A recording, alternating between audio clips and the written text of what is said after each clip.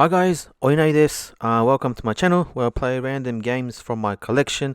Today I will be talking about a game which will be released very soon called Yakuza Like a Dragon. I have actually played and completed the Japanese version of the game, which is Ryuga Gotoku 7, Hikari to Yami no Yukue, as this game was released in Japan already back in January.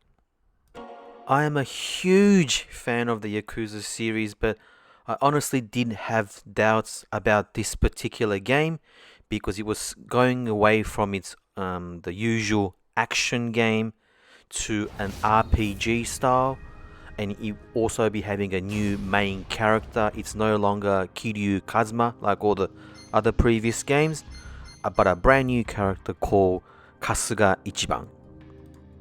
I honestly did think, why are these guys messing with a successful formula they've had and going in a completely different direction?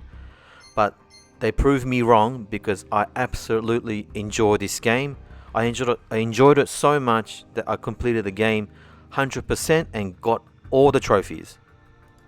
But yes, the game does have its flaws, so I'll be talking about the positives and the negatives I felt from the game, and hopefully help any of you guys who are sort of still sitting on the fence thinking, should I buy this game or not?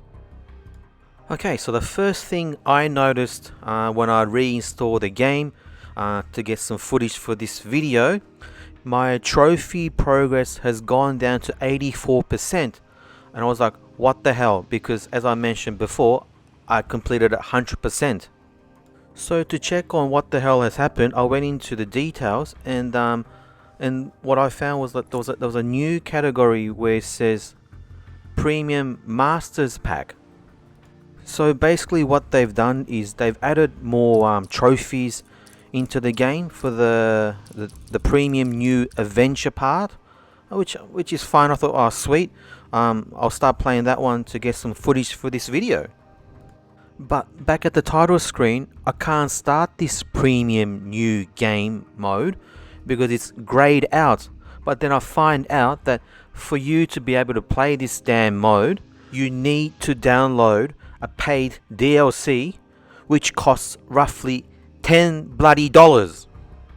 This is absolutely disgusting and so greedy because this mode has been free for all their past games, but some idiot at their company thought, oh, let's make it $10 from now on. I really do hope that this isn't the case with the English version, which is coming out shortly, because this has really ruined what was a perfect fun experience I was having with this game. And believe it or not, this isn't the only greedy DLC this game has to offer, but I will get to that later in the video. Okay, so we'll start off with some footage of the good old Kamurocho, which is the main hub for all the past games, but not in this one. And here are some of my companions. One of them is currently a chef, the other one's a host, and the girl is like a S&M queen. I'll get into more details of the jobs later on. So basically this game makes fun of a lot of other RPGs out there like Final Fantasy and the Dragon Quest. So even the jobs, you don't get the usual like like a white mage or a warrior or a cleric or something like that, but you have things like a chef, there's another one called musician, and like SM queen and those kind of things. So here's how the battle works. I'm fighting some Yakuzas. So basically X is for attack, circle is defense, and triangle is for special moves. But it's pretty straightforward. You can push a certain button at a right timing to get more damage, but it's not that confusing. Oh yeah, and the square button is for like using items like healing items and other special moves, but I'll show you that later. And all enemies, or most anyway, are vulnerable to certain attacks. So as you can see, when you see like a weak, that means that particular attack will deal more damage on that particular enemy.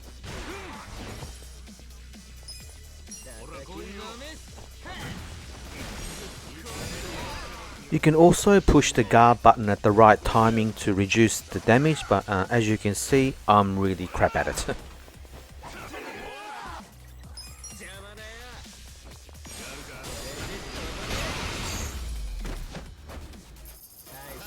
Okay, so once you finish the battle, as all other RPGs, you get money, experience, job experience, and the last one, which is a heart, which is a Kizuna, is your, I guess, relationship with the other characters. And you would need to strengthen the relationship with your companions to unlock like special moves and some side missions. So best to mix the parties whenever you can. So here what I'm going to do is I'm going to swap out my companion who is a host and bring in this other guy who is like a SWAT member. Okay, now I'm going to head to the Segark Center, which is just up the stairs here. I guess this is one of the positive things, because a lot of the places from previous games are still here. So you know where a lot of the things are around, especially Kamurocho. But there are a few which has disappeared. And unfortunately for all the guys, including myself, most of the places that disappeared are those seedy places like the massage parlors and the video stores, which were in previous games. Not sure why they decided to do that, but very, very disappointed. Always loved how they put the actual posters from the Japanese arcade into the game. And the arcades in the game still have the classics such as Super Hang-On, which I'm really crap at.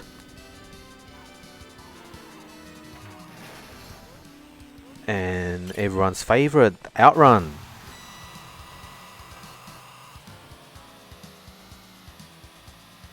I don't know if anyone else is the same, but this part really makes me sick. And downstairs in this particular arcade is where all the crane games or the UFO catchers are. I'm gonna try to get that dog one because I love dogs.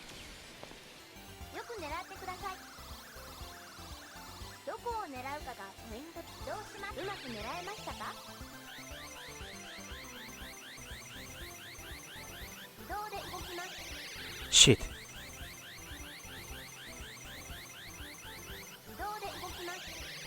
Yes, yes. Shit!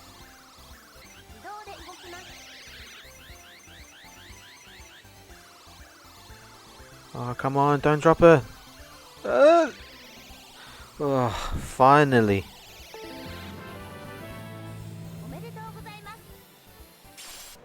And here is another part of the game which has disappeared from the previous games. Unfortunately, the bowling alley is gone. It used to be here, but unfortunately now it has disappeared. A lot of the places has disappeared, but most of the food facilities are left in the game, like this Smile Burger. And yes, all the convenience stores are back as well. I love these convenience stores. Just looking around makes me want to go to Japan again. At the moment, I know we can't go due to the pandemic situation around the world, so makes me even more sad. If batting center is your thing, it's still here. The slot machine shops are still in the game as well, but here's where that greedy DLC tactic rears its ugly head again. I have close to zero interest in the slot machine, so I really don't care, but in the game there are a total of 4 different slot machines, but the bottom 2 you can see on the screen is the green and the purple color. You can't play them unless you purchase the slot machines through paid DLC. once again, such a dumb and greedy move. You know, some people probably love these slot machines, and you know, you're making them pay extra $4 or $5 or whatever just to play them in the game. It's ridiculous. But you know, guys, let's talk about some of the positive stuff as well. You know, Yakuza series is well known for its over-the-top stuff, and this is one of my favorite special moves from the game. It's from when your job is the musician. You can choose this one where it's like a street performance move. As you can see, it is absolutely crazy. Have a look.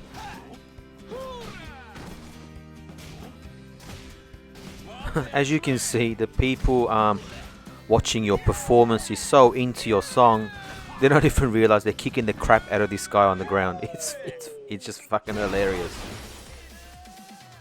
And here is probably my favorite enemy from the game, is this guy who's so into lotion or lube. He's got it all over his body. He's just dripping with lube. It's fucking disgusting, but just, you know, these kind of wacky stuff is what makes this series so original and why I like it so much. And here's the other club, Sega Arcade, which has the different games. So this one has Virtua Fighter 2, Fantasy Zone, Space Harrier, and also Virtua Fighter 5. Across the street from the arcade is the karaoke shop. This is one of my favorite side activities in the Yakuza series, but this is where the bloody DLC is added again. Okay, so there are a total of 7 songs you can sing, play in the game, but apparently there are few more songs you can actually play, but of course it's hidden behind paid DLC. It makes my blood boil. I hope no one purchased this stupid DLC so they'll stop putting it in future games. Unfortunately, Kabakura or the Cabaret Club are all gone as well. There used to be one at that spot I was just at. They cut a lot of activities out, unfortunately, from Kamurocho and especially Osaka. And speaking of Osaka, he's the Sotenbori / Osaka part of the game. Unfortunately, most of the activities on this particular map are gone. It's probably due to this map being leased to do with the main story. But it's not all bad news. They've added like a Colosseum to this Osaka map, which you can access from here. Here you can access special battles to earn like items and equipments, which can only be gettable here. So you guys will definitely be coming here a lot. I will also show you guys quickly my favorite special move from the game, which the main character can do. I won't spoil it by telling you guys how you can get this move, but it's basically the game making fun of, I guess, Bahamut from the Final Fantasy series.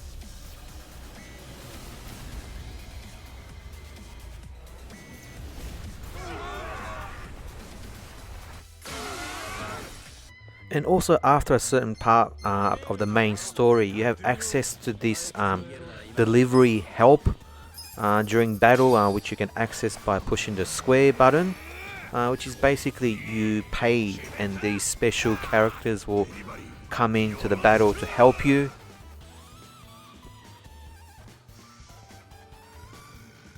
And here I've asked for help from this iconic character. Looks like Jason, but it's actually Jason.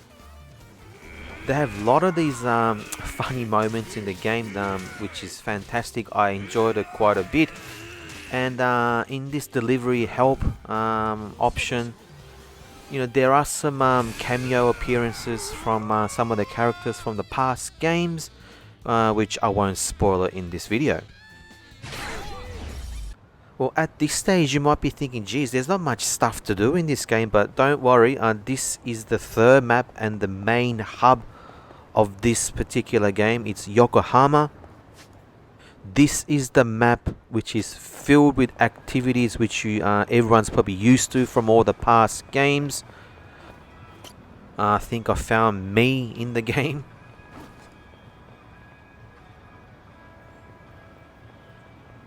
There are two Kyabakura in Yokohama, but it's not like in the previous games where you can romance the girls.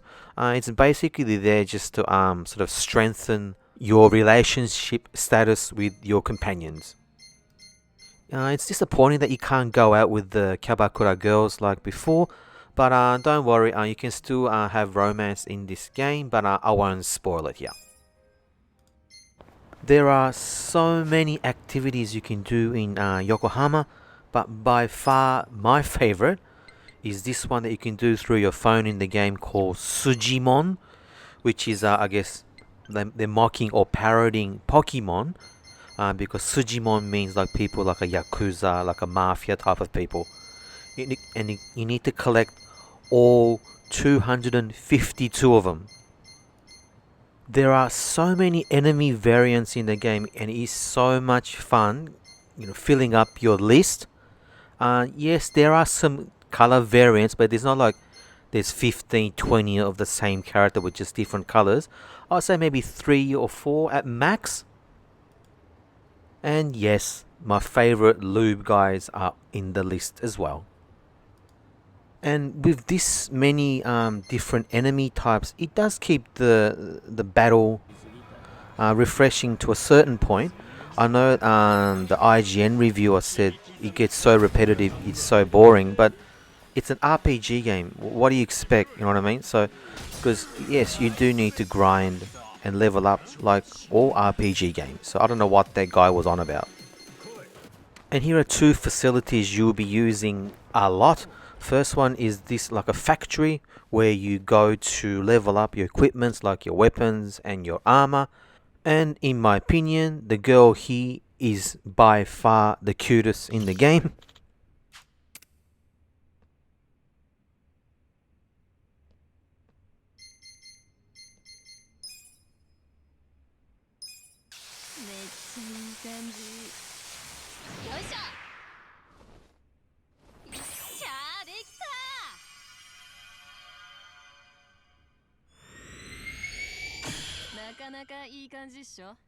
And the second location is this place called Hello Work, which is similar to a place Australia has called Centrelink.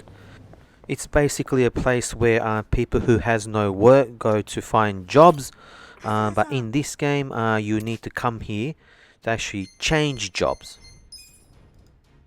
As you can see, there are a few jobs you can choose from, but unfortunately this place is another part where it gets my blood fucking boiling, because there are two jobs, one for the male characters and one for the female characters, which are locked behind paid DLC, and of course those two jobs are the most powerful jobs in the game.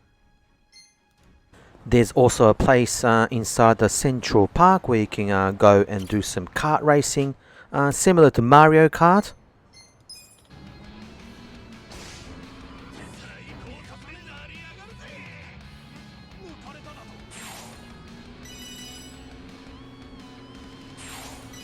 And after a certain point of the game, I don't mind the chicken. You'll know why it's there once you play the game. You start up your own business, and this is inside your office. So what you need to do is you need to buy properties around town. Oh, sorry, what I mean places, I mean businesses. So places like clubs, karaoke shops, restaurants, so on. And you need to make much money as possible by hiring staff, good staff. And unfortunately here again, the best staff are locked behind paid DLC. It sucks for me to say this every bloody time. I'll be honest, I'm so fucking angry with these paid DLCs, and they're no good DLCs anyway. They're all crap. So please don't buy them, because if you buy them, you will encourage them to do it again in the next game. So please don't buy it. Yes, the paid DLC sucks balls, but this game is wacky as hell, and if you've enjoyed the past Yakuza games, you will definitely have fun playing this one. The game creators took a bold move to change an action-oriented game into an RPG, and a lot of people were skeptical at the beginning, but I think it was a very successful move. It's very refreshing. I hope down the track they'll keep making these RPG ones as well, but I don't want them to completely stop making the action ones as well, because I enjoy them for what they are. Oh well, that's it for this video. Thank you so much for watching. I hope this video gave you some idea of what this game is all about. And if you are going to buy it, I hope you have a lot of fun with the game like I did. Thank you so much. If you enjoy what I'm doing, or if you're just wondering what I'll be playing next, please subscribe to my channel. Thanks again, and hope to see you guys in my next video. Bye.